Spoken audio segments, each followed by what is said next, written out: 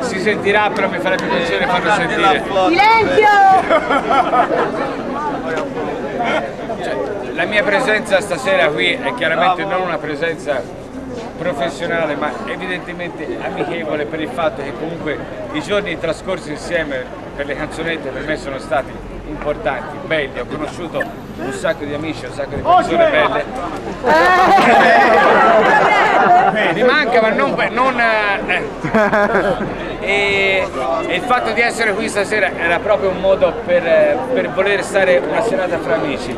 Adesso ho avuto l'opportunità di aver visto i preparativi per la sfilata di domani, per cui so di che cosa si tratta e so anche il significato di questo libro, e vedere le parole delle canzoni che ho scritto per questa contrada su questo libro è un'emozione che realmente mi lascia un po' commosso, ma nel vero senso della parola. Per me è già un privilegio il fatto di essere accanto al Presidente a condividere con voi le chiarine, perché è veramente bello. Questo mi lascia senza parole, per dire.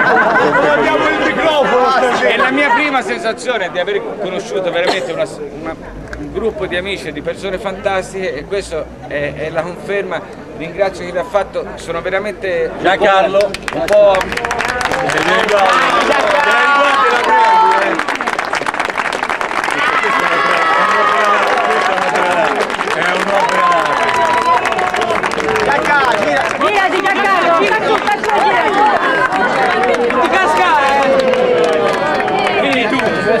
No, beh, io ho avuto la possibilità di parlare con loro qualche settimana fa e ho visto quelle che facevano. Mi mancano veramente le parole, ma perché è un'emozione vera, nel senso, come si entrerà a casa, cioè, starà davanti all'ingresso.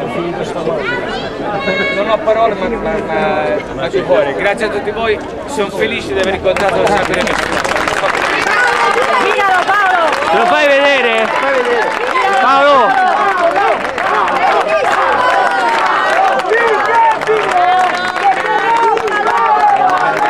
Sono cose semplici, solo quando mi fa piangere me. No, capito, è un sogno di lacrima facile, ma questo non Giralo Paolo, giralo! Riprendi a così meglio.